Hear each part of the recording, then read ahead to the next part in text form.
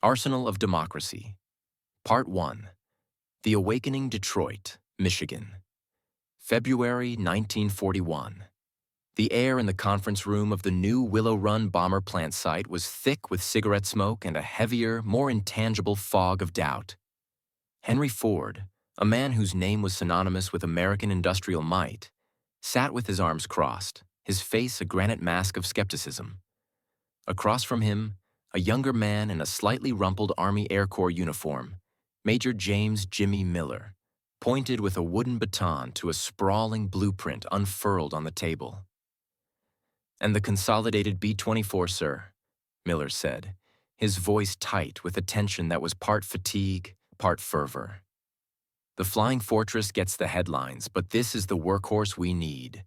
Long range, heavy payload. And we need them not by the hundreds, but by the thousands, every month." Ford's eyes, pale and sharp, didn't leave the complex diagram of wings, fuselage, and gun turrets. "Major," he finally grumbled, his voice like gravel under tires, "I build automobiles, simple for the common man. You show me a birdcage of aluminum and wires 4 times the size of my house and tell me to build one every hour? On an assembly line?" "Not an hour, sir," a new voice interjected. It belonged to Charles Sorensen, Ford's legendary production chief, a man whose mind worked with the brutal efficiency of a stamping press. He'd been silent, absorbing. "But perhaps one every 60 minutes, once we get rolling." A ghost of a smile played on his lips. He saw not a birdcage, but a puzzle. A giant 4-engine, 56,000-pound puzzle that needed to be broken down, simplified, and replicated with the relentless rhythm that had conquered the Model T. This was the crucible of the arsenal of democracy. The phrase, coined by President Roosevelt in a fireside chat just months before, was more than rhetoric. It was a terrifying, exhilarating mandate. Across the oceans, the lights of freedom were guttering out. France had fallen.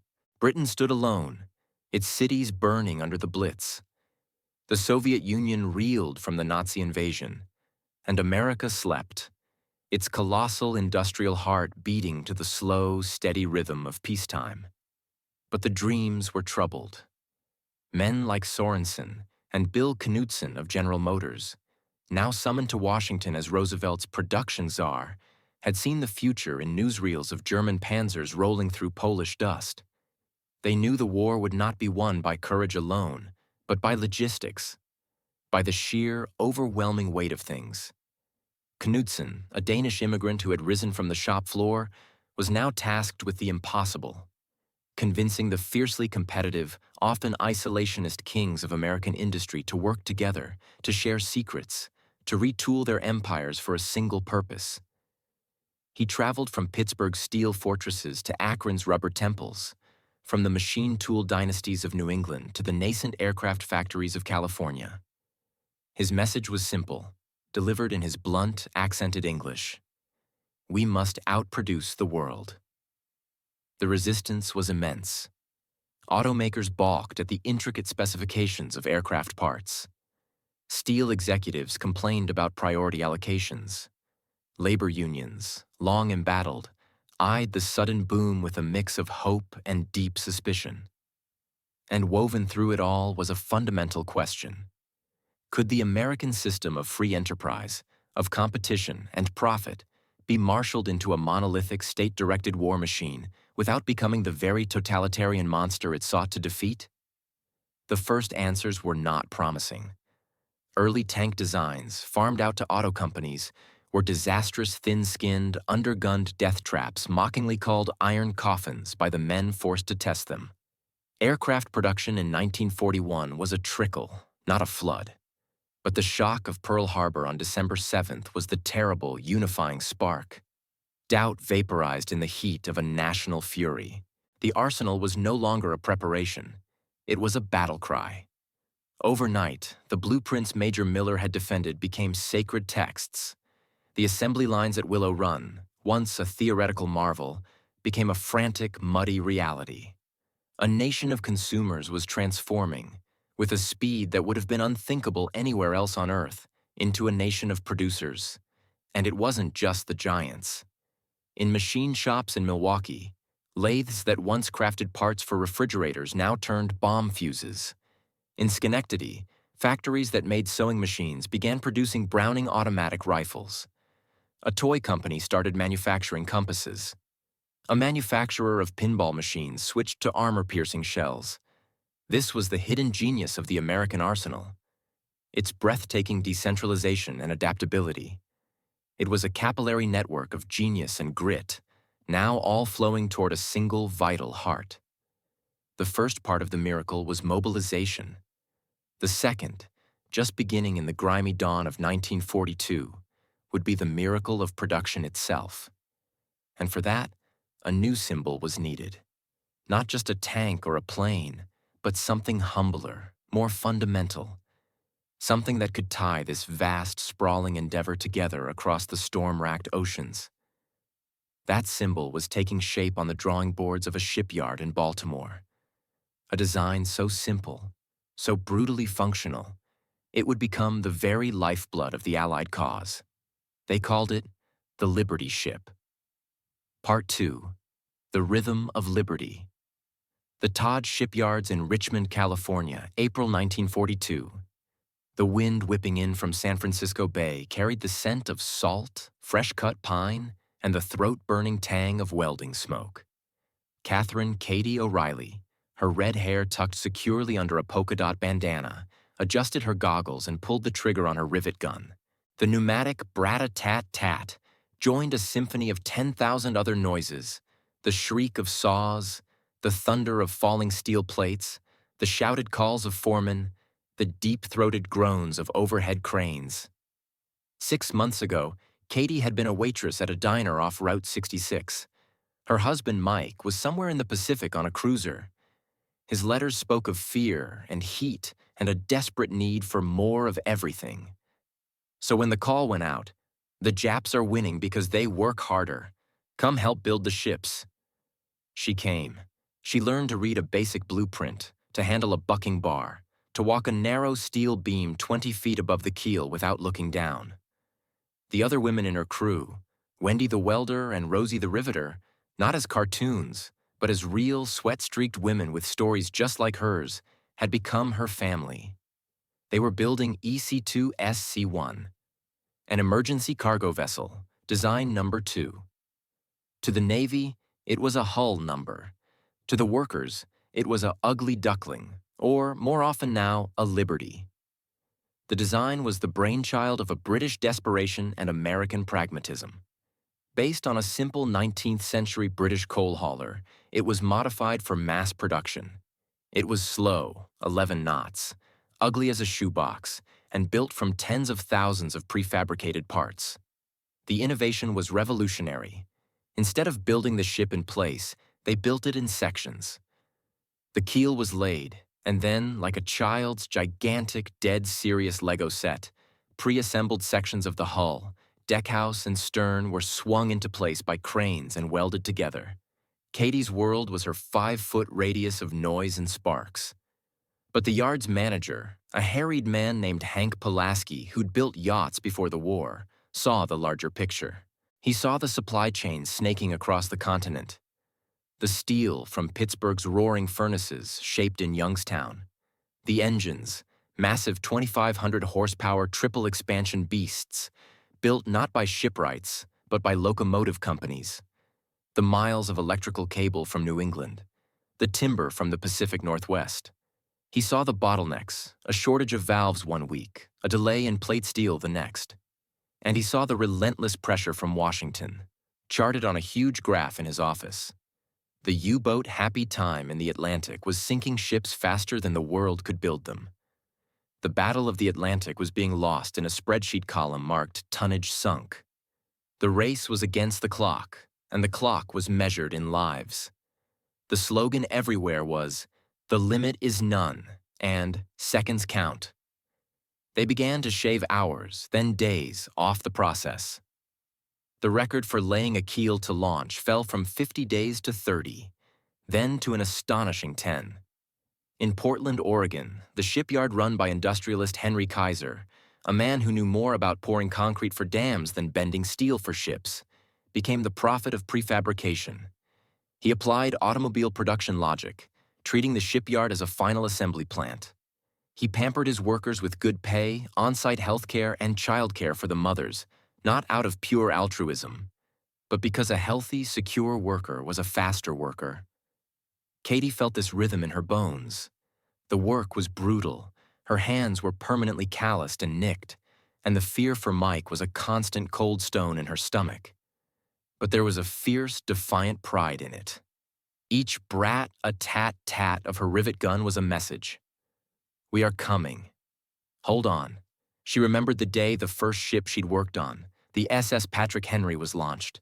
They'd christened it with a bottle of champagne, and the ugly, majestic hull had slid down the ways into the bay with a thunderous splash, a city block long of pure American potential. The speech played over the loudspeakers echoed Roosevelt's words. This ship will bring liberty to Europe. By 1943, the rhythm had become a roar. The Liberty ships were rolling out of not just Richmond, but from Baltimore, Portland, South Portland, and Houston. One was launched every 8 hours. The average construction time dropped to 42 days.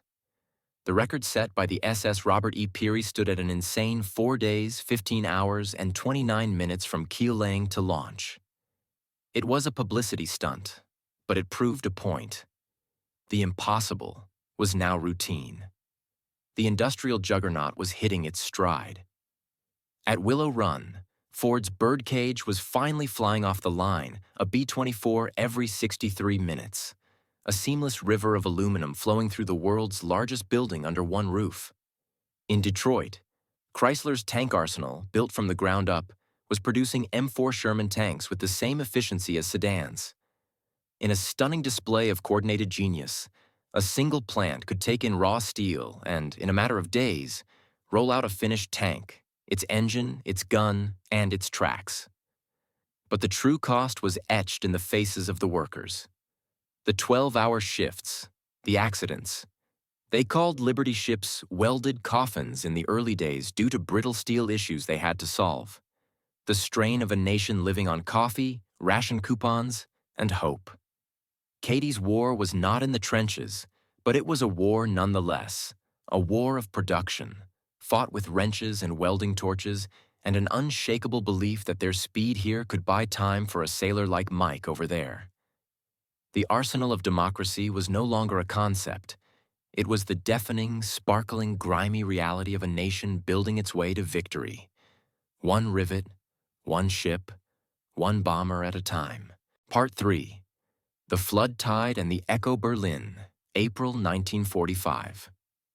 In the shattered, echoing cavern of what was once the Ministry of Armaments, Albert Speer, the architect of the Nazi war machine, sat at a dust-covered desk, a captured American report open before him.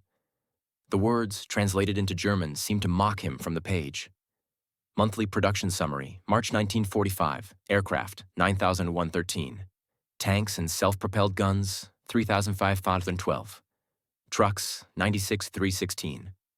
A dry, hollow laugh escaped his lips. It held no humor, only the ashes of a terrible understanding. He had believed in German engineering superiority, in the Wunderwaffe, the wonder weapons. The V-2 rocket, the Me-262 jet fighter. They were technological marvels, works of art born in secret, handcrafted laboratories. And they were utterly, catastrophically irrelevant.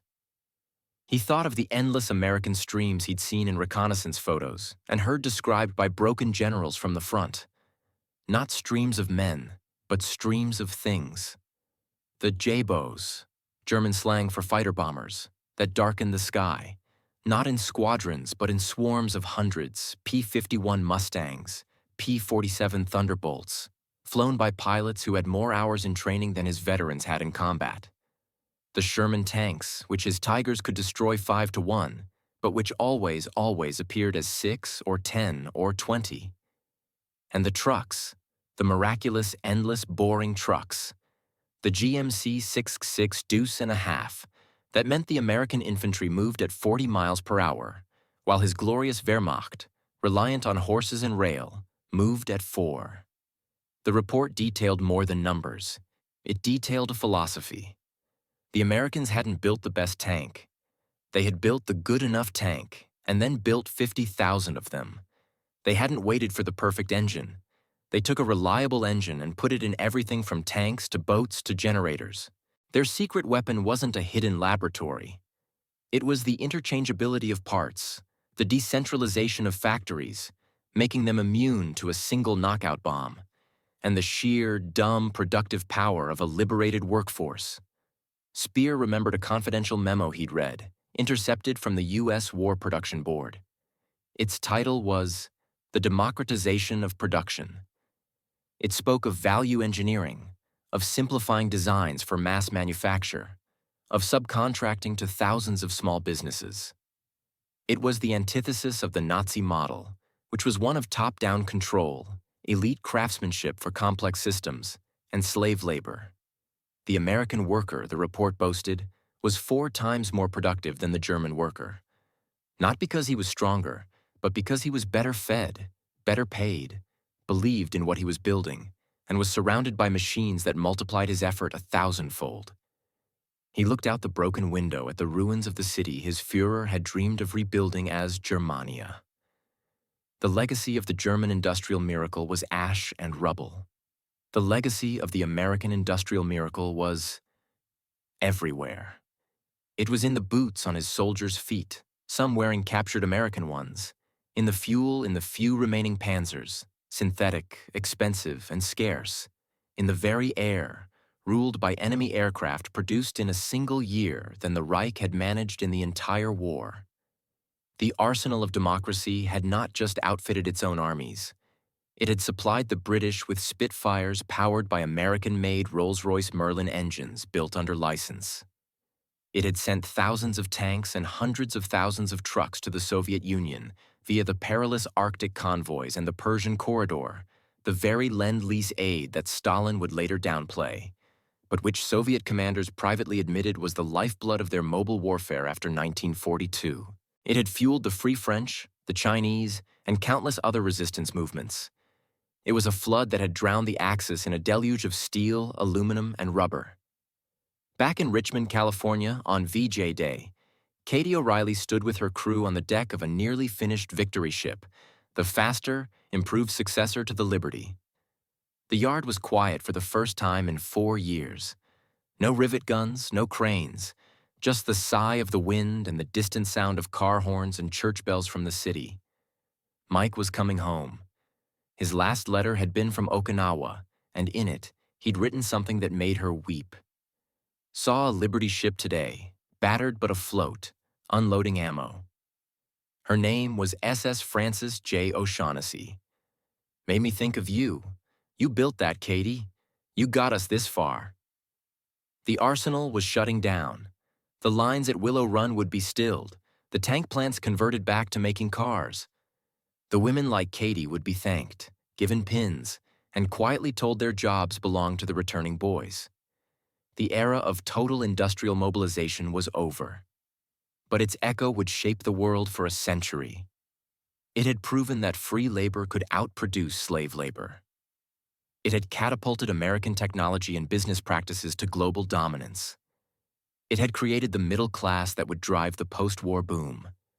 And it had left an indelible lesson, a terrifying and inspiring testament to what a democracy could achieve when its people, its industry, and its purpose were fused into one single unstoppable force. It was not a perfect story. It was marred by racial segregation in the plants, by corporate profiteering, by the heartache of separation. But it was, for all its flaws, the story of how the workshop of freedom, once awakened, built the tools to save itself and the world. The rhythm of liberty had been a pounding, industrial beat, and it had, quite literally, changed the course of history.